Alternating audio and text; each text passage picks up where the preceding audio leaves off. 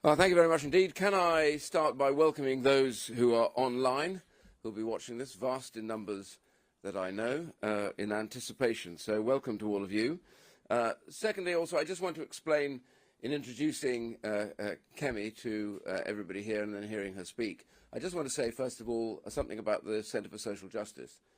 I set up the Centre for Social Justice originally because I was profoundly worried about the nature of how we saw benefits, welfare, and not people. And so the problem for us, as I saw it, was that we dealt always with the final point when somebody needed support, but we very rarely actually dealt with the problems that existed that led them into that situation at all. So the human being was left behind, and the end result of that failure became a big problem for all of us in government.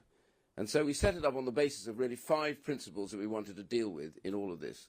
One was to deal with failed education, people that have had a real problem, never got a proper education, and therefore are below the jobs market. Family dysfunction and difficulty, which is often rife in many communities, and that will ensure that the next generation may well end up repeating those same problems. So dealing with that, getting to the root cause. The other was really also worklessness and dependency as a result, which again we'll be hearing more about today. And the final ones that often get forgotten were debt and then addictions. So those are the 5, what we call the 5 pathways to poverty, and how you measure what you do lies in changing lives. And that is what the Centre for Social Justice is about.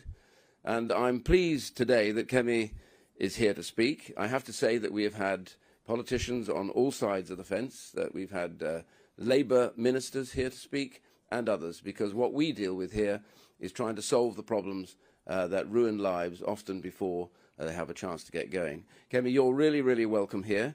I'm really pleased that you've chosen to come to the Centre for Social Justice to talk about changing lives and saving lives, which is really what this is all about. And you will have a very good audience here, a lot of support, particularly amongst the media. Yeah. So I simply want to get you to this and say welcome and over to you. Thank you very much. And I want to say that.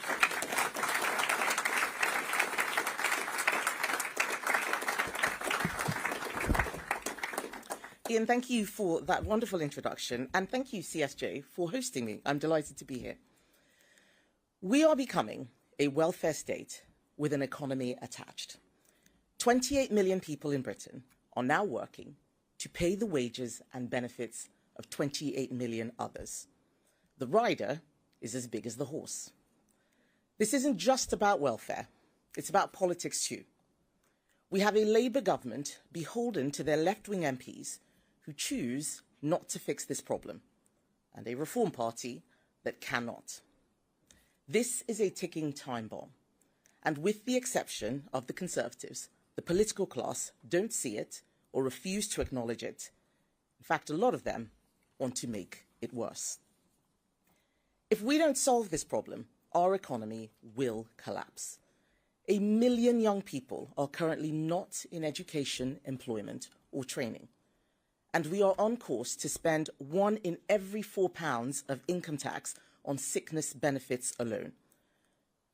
What began as a safety net for the most vulnerable has morphed into something completely different.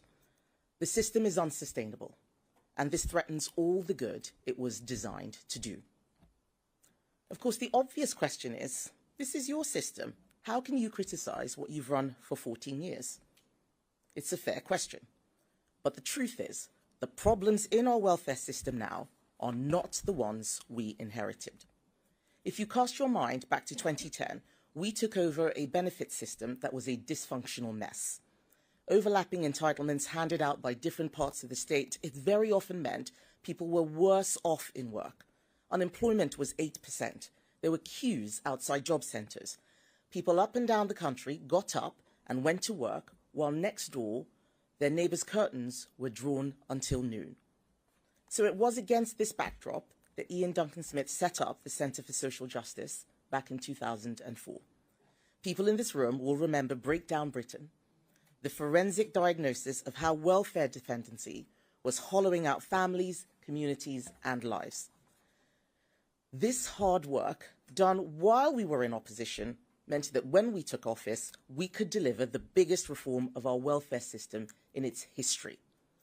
Universal credit was a massively ambitious plan to simplify benefits. It made sure that work always paid. We brought the welfare bill down year after year and got people into work.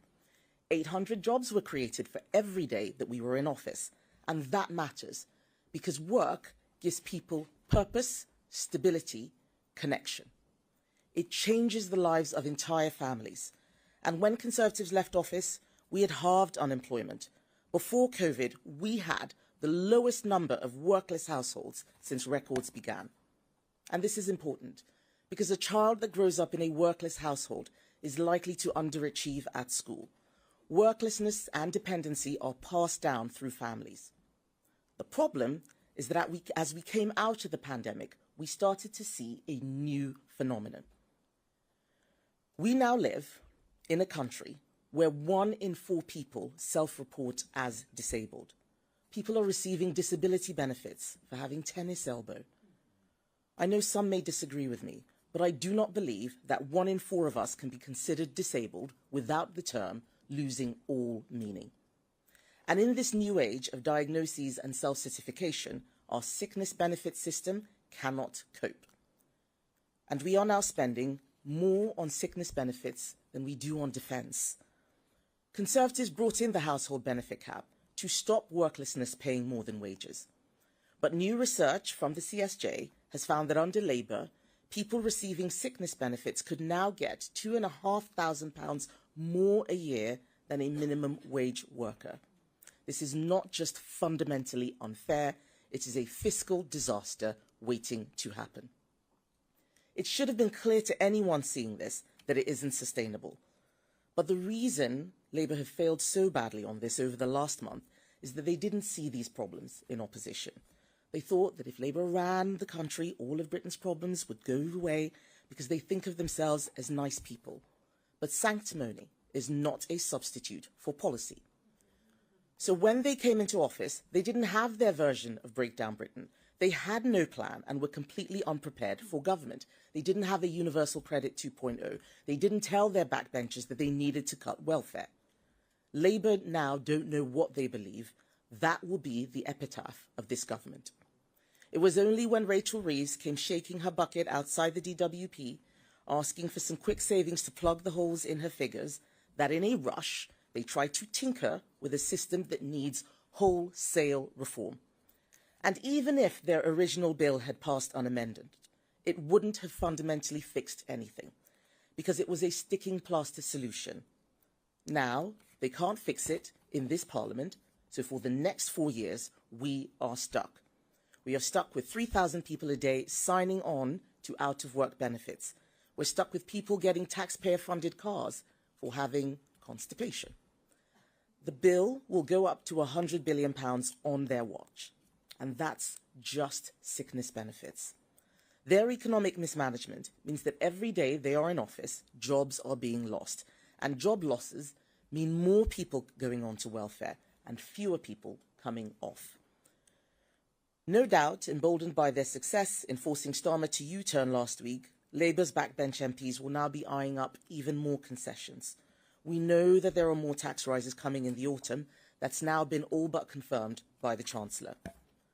But what Labour haven't told you is that this doom loop that they have set up will mean taxes will have to keep going up. Wealth creators are fleeing the country. People have stopped hiring because of Labour's jobs tax. Fewer and fewer people will have to support more and more. That is the tax spiral. None of the other parties seem to acknowledge this. Last week, we saw left-wing Labour MPs, Lib Dems, SNP, Independents, Greens, and revealingly, Reform MPs all vote for higher welfare spending and an even more generous benefit system. Reform like to pose as a right-wing party, but they don't seem to understand that asking the taxpayer to fork out £100 billion a year on health and disability benefits isn't just completely unaffordable and unjustifiable, it's immoral. And the Prime Minister has already signalled that he's open to removing the two-child benefit cap. In fact, right at this moment, there are probably Labour MPs behind closed doors drawing up plans to force his hand. And they will find allies in reform. Nigel Farage is committed to remove the cap, and he is warning that he is not finished yet on benefits giveaways. Make no mistake, he is Jeremy Corbyn with a pint and a cigarette.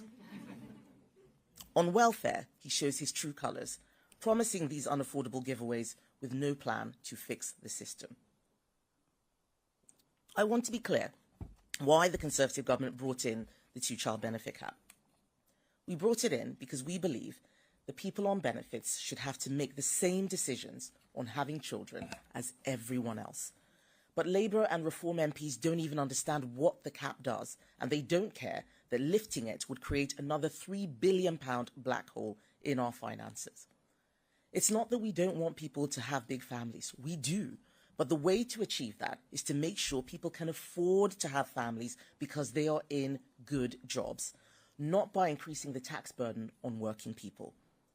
So next week, we're going to put this to a vote in the House of Commons, and you'll see that the Conservatives are now the only party committed to serious welfare reform. We are the only party that is prepared to tell the truth and take the tough decisions to get spending under control. That's the way to bring about real change. Getting the welfare bill down is not an impossible task, but it requires conviction and the courage to make difficult choices. We have to start from our principles. First, who needs and deserves our support? There will always be some people who need help from the state, people who have a really challenging disability, people who have worked and paid into the system for years, but who lose their jobs suddenly through no fault of their own. But we can't afford to be spending £1 billion a month on benefits for foreign nationals. It is not unreasonable to expect someone to have paid in and become a British citizen before they unlock access to sickness benefits. That was a plan we put forward yesterday, a plan that Labour voted down. We also clearly cannot afford to support 1 in 4 people who now classify themselves as disabled. We are going to have to draw a line in the sand about which conditions the state gives out support for. Food intolerances are a medical fact, but they're not something we should be handing out new cars for. This is not a joke, this actually happens. And anxiety and mild depression are real conditions, but that doesn't mean that those suffering should be signed off work courtesy of the taxpayer. The Centre for Social Justice have done some brilliant modelling, showing that if you restricted benefits to those with more severe mental health conditions, you could save up to £9 billion. Think how much good even a fraction of that could do when reinvested into mental health treatment and research, instead of funding people to sit at home. Second, how do you accurately identify those people who you've decided qualify for support? Clearly, our current system of assessment isn't working. Approval rates have soared, and we now have online sickfluencers. I never heard this phrase before, sickfluencers. They are selling people scripts to maximise their scores on assessment. We need to build in proper medical evidence to the system and go back to face-to-face assessments which never recovered after COVID. The Motability Scheme is a perfect example of what's going wrong with the current system. It was initially set up to help disabled people get around. Now 90% of its cars now have no adaptations whatsoever. That's not what it was designed for. People are qualifying with conditions like drug misuse, ADHD, obesity.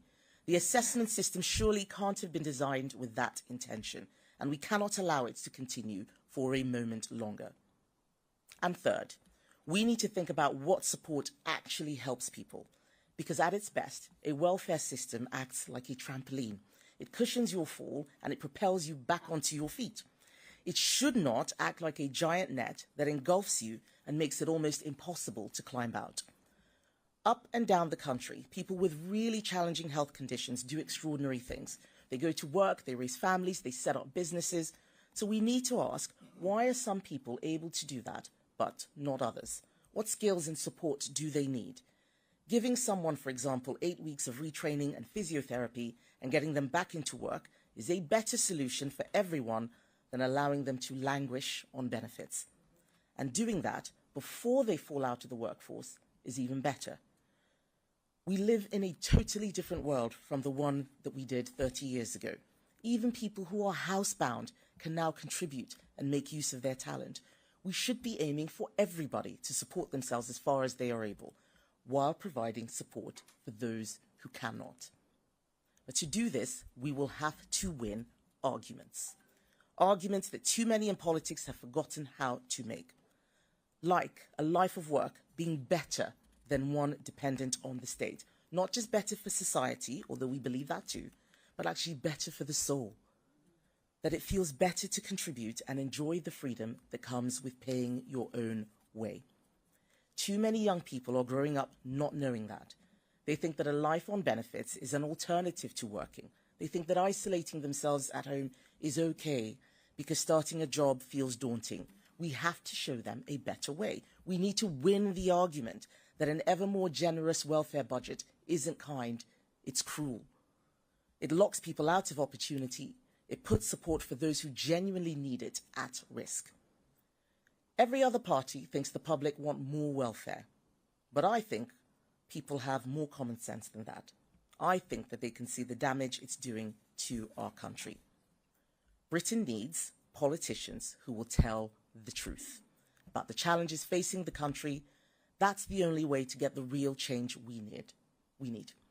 We need to win the argument that personal responsibility matters, that if you can support yourself, you should, that if you want a better phone or a new car or a bigger house, you need to earn that. You should not expect someone else working hard to pay for yours as well as theirs.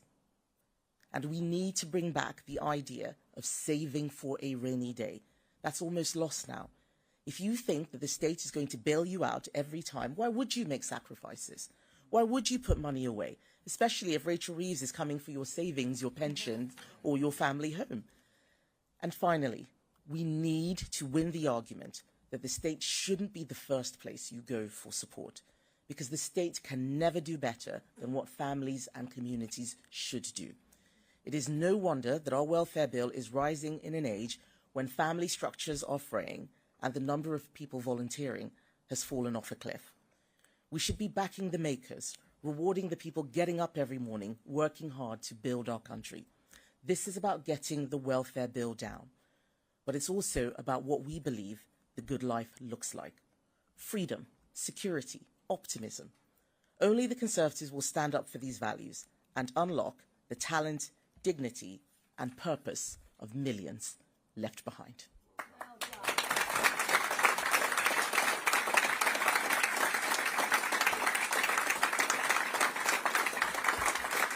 Thank you. Thank you. I'd like to move on to the media Q&A. And first up is Carl Dinen from ITV. Thank you very much. You've just criticised the smaller opposition parties for the way that they voted last week. Didn't you vote the same way? I was talking about the reasoned amendment. We voted against the bill, but the reasoned amendment was actually for more benefits. They did the same thing yesterday, actually.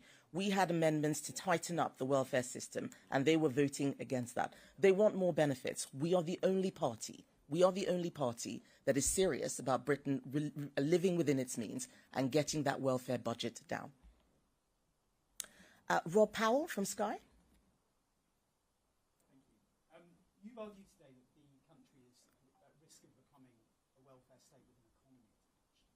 The biggest part of the welfare budget is obviously the state pension. UBR said this week that in the long run that's unsustainable.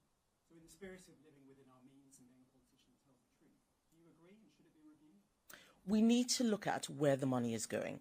The immediate problem we can fix right now is around working age benefits. Those pensions are not working age benefits. If we get more people into work, that will help solve the general problem of growth. There are too many people who are out of work. We are bringing in more people from abroad, which is straining the system. That's where we need to start. And that's why we're focused on looking at what we can do to bring down health and disability benefits, which currently are more than what we spend on defence. The triple lock is Conservative policy. We brought in that policy. Right now, we think that the area to focus on is health and disability benefits. There are too many people out of work. We have 28 million people working to support another 28 million who are out of work or in the public sector. Those numbers have to change. Getting people into work is what Conservatives are about. It is what we did before. We reduced the number of workless households to record lows, and that started climbing up again after COVID. Now we are seeing 3,000 people a day claiming out of work sickness benefits. That's just under Labour. That's 1,000 more than it was a year ago. This is crazy. That's the first place to start fixing things. Evan Murray, BBC. Hi there. You've lost your second former cabinet minister in less than a week. What does that tell us about the direction of the Conservative Party under your leadership? What it tells people is what I'm saying in this speech, that the Conservative Party is the only party that wants to live within its means. And if there are people who want more welfare and higher taxes and more spend, they are very welcome to go to those parties that are offering that. But we are the Conservative Party, and if there are people who are not Conservatives, people who have probably been holding us back for a long time, then they should go to other parties that fit in with their values. We are a party of living within our means.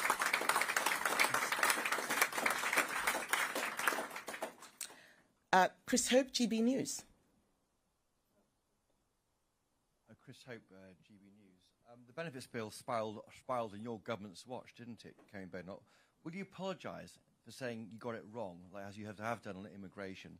And just that question about Sir Jake Berry and David Jones jumping ship to reform UK, what has Nigel Farage got that you haven't? Right. So I knew you were going to ask that question, Chris. I thought that Evan had spiked you. But first of all, we brought the deficit down every year until the pandemic. The pandemic was not something the Conservatives did. That was a global problem. And I can tell you that if Labour or even Reform had been in charge during the pandemic, we would be in a much worse situation than we are now. So we brought that down. As I said, we brought the number of workless households down. Worklessness kills. It completely destroys life chances for children. That is something that only we fixed, and we will fix it again. We do not want to see this problem coming back. And on the point about David Jones, who actually, I remember you reporting that he joined in January. What's interesting, whether he defected in January, what's interesting is that they're having to restate the story again. What Nigel Farage has got that I haven't got is telling people whatever it is they want to hear. If people want the truth, they should come to the Conservatives. That's what I'm for. Chris Smith of The Times. Thank you. You talk about being unsustainable. 1 in 4 people class themselves disabled. You could also say, you know, what 1 in 10 working age people are claiming sickness benefits. Where do you draw the line? What conditions shouldn't we be giving for? How many of those people actually should be qualifying under a reasonable system? And just on Sir Jake Berry, is it a worry for you that sort of ambitious people on the right think reform is the place to go if they want to get on? So on the benefits, we need to look at what the system was designed for and what we can afford. That's where we need to start from. Otherwise, we're going to bankrupt ourselves. And it does not make sense. The tennis elbow gets you benefits. The constipation or acne gets you benefits. Let's start from there. And the big thing we can do is go back to in-person assessments. That's what changed during COVID. We had remote assessments, but that has allowed a lot of people to exploit the system. That's what those sickfluencers are doing, telling people what to say. You ring up, you tell them you're too anxious to get your assessment, and then you will immediately, without any medical evidence at all, get benefits. That's where we need to crack down on. If we can solve those problems first and get more people back into work, we're going to see outsized benefits from the tax take, from less burdens on the state. That's really where we need to start from. And on the point about people defecting, this is something which I say again and again, that there are a lot of people who come into politics just to play the game of politics. And they will follow polls and defect wherever they can, like they do in banana republics, to wherever they think that they can win. We have to do more than win. We have to be ready with a plan. This is what Labour got wrong. They had no plan. They were just focused on the election. And now they're in government and they're completely at sea. They cannot deliver anything. All of the people who are not interested in coming up with a proper policy plan and just want to jump ship are welcome to do so, because when the time comes at the next general election, the public are going to be looking for a serious, credible alternative. We are the only serious, credible alternative. And finally, I have Dan Martin from The Telegraph. Hi. Last week, Boris Johnson said that the way to deal with the threat from reform was to ignore them. You've been attacking Nigel Farage now, and you have been for a while, and it's not helping your polling. Do you think you should listen to him? Well, if you ask me a question about Nigel Farage, I will answer it. I'm not Keir Starmer, I answer questions. But I think if you want to take the advice, I think it's the media that needs to take Boris Johnson's advice. It's the media that spends most of its time talking about Nigel Farage. There is a lot of work that we're doing in Parliament. We have got Keir Starmer to U-turn on grooming gangs, on the winter fuel payment. We ran a very vigorous campaign. We are doing the work that the people elected us to do, making sure that they do not destroy this country. I'm the only person who is talking about how we bring the cost down. We are spending well above our means, and we've got to bring that back within our means. Thank you. I think that was the last question that I had, but I'm happy to talk afterwards. But thank you very much. Andy.